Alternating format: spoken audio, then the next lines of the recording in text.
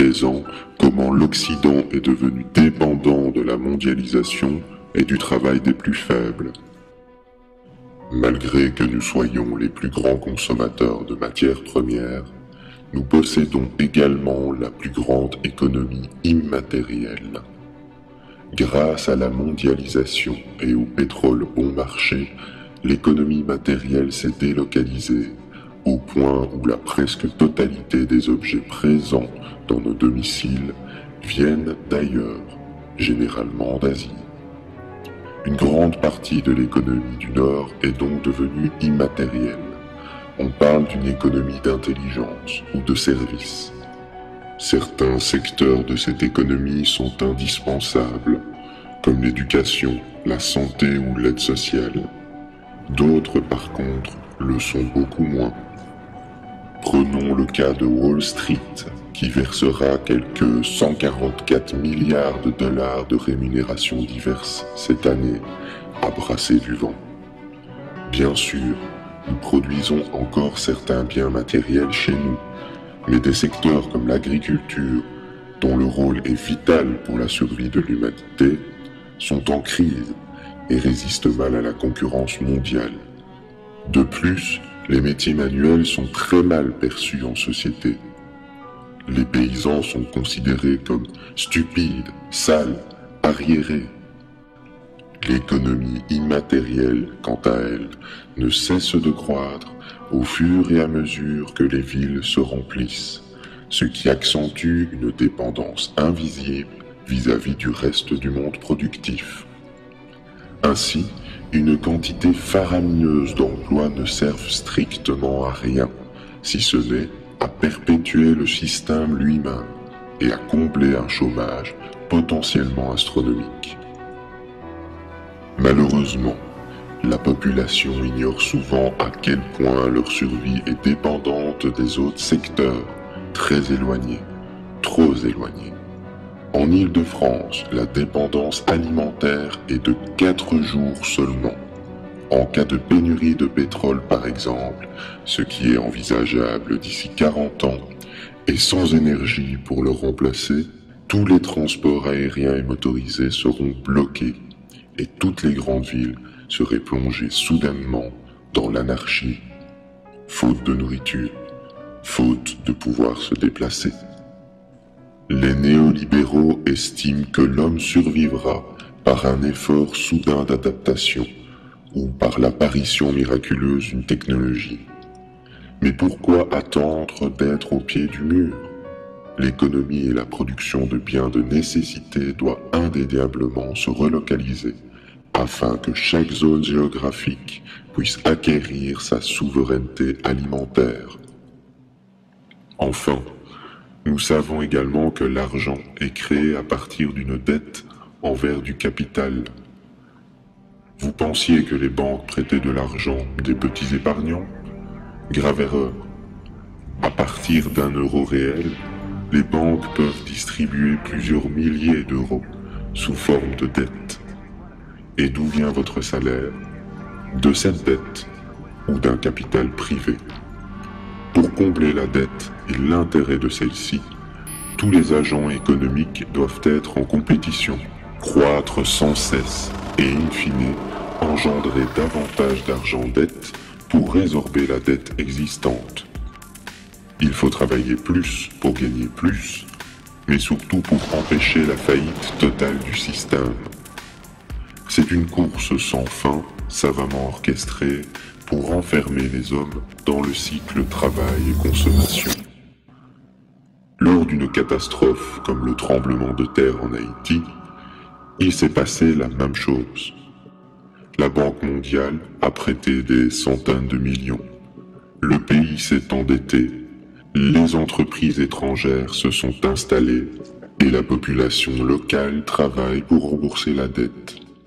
Le tout est possible grâce à la croissance économique ininterrompue et à la confiance des acteurs en cette croissance.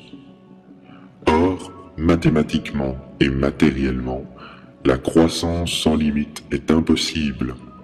Premièrement, car nous sommes dépendants de la Terre et de ses ressources. Deuxièmement, car l'homme ne peut pas être pressé indéfiniment. Et troisièmement, car la croissance tend vers l'infini, ce qui la rend de plus en plus insoutenable chaque année.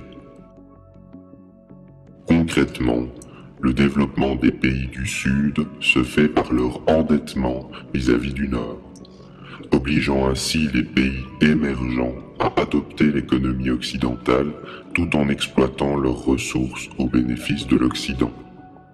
C'est une manière d'acquérir des ressources par la ruse sans recourir à la violence.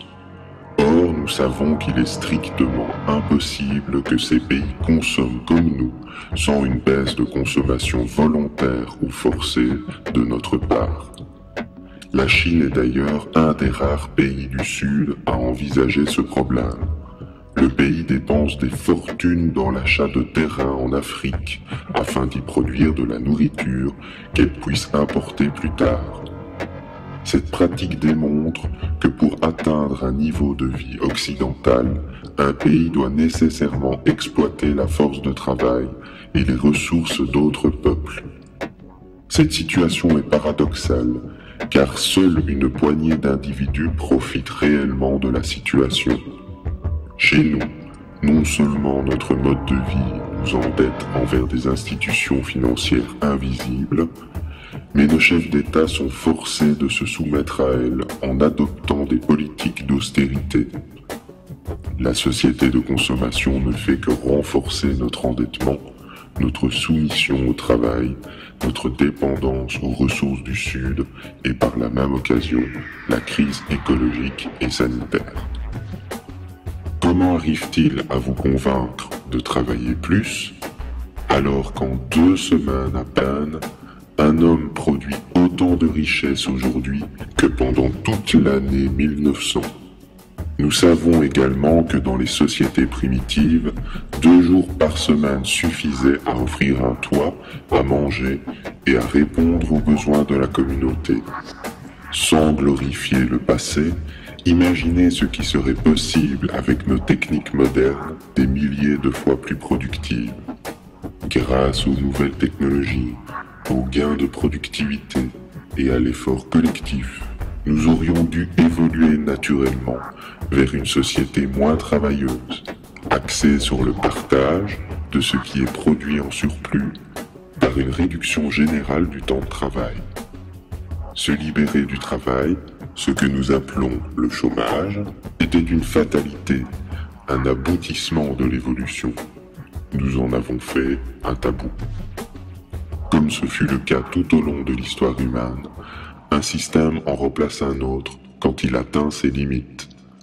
Ce dont nous avons besoin, ce n'est pas seulement d'une révolution économique, mais également d'une révolution psychologique, d'un basculement des valeurs qui mènera à un changement de paradigme vers une société où l'égalité prendra un sens réel. Cela ne signifie pas que le travail va cesser d'exister. Une société sans activité ne peut pas être viable. Nous avons besoin localement d'une activité humaine, mais qui ne soit pas basée sur l'endettement, la croissance à tout prix ou le consumérisme. L'activité humaine est essentielle, mais il semble évident qu'une partie de cette activité aujourd'hui est contre-productive en raison de la pression sociale et environnementale qu'elle occasionne. S'il y a une leçon à retenir de cette histoire, c'est de ne pas stigmatiser les individus en marge de la société de consommation, comme les pauvres ou les inactifs, car pragmatiquement, leur impact social et environnemental est bien moindre qu'un consommateur lambda. Il faut aussi comprendre que pour chaque emploi inutile ou nuisible que nous exerçons, c'est la collectivité qui en supporte le coût indirect. Les modes de vie simples et locaux, collectifs ou non, ne doivent pas être stigmatisés, car nous savons désormais qu'être trop productif n'est pas synonyme de bonheur et que la fin du pétrole va de toute manière ralentir et relocaliser notre existence. La société de demain devra prendre en compte les besoins de la majorité avant les plaisirs d'une minorité. au risque d'essuyer une crise sociale d'envergure mondiale. Pour y arriver, nul besoin d'une dictature, le changement est en chacun de nous, nous qui allons à notre tour montrer l'exemple, en passant l'information, en sortant nos amis ou notre entourage de leur torpeur. Le mouvement est déjà en marche. Nombre d'entre vous, dans les marges de la société, créent le changement, s'investissent dans des associations, informent leur entourage de la réalité, construisent leur autonomie, objectent la croissance, adoptent la simplicité volontaire ou favorisent la production locale des ressources. Gandhi disait, pour changer le monde, il faut se changer soi-même. Ainsi, nous ne pouvons envisager de changement sans à la fois remettre en question notre manière de penser, notre manière de consommer et notre manière de travailler. Pour un avenir serein. Merci.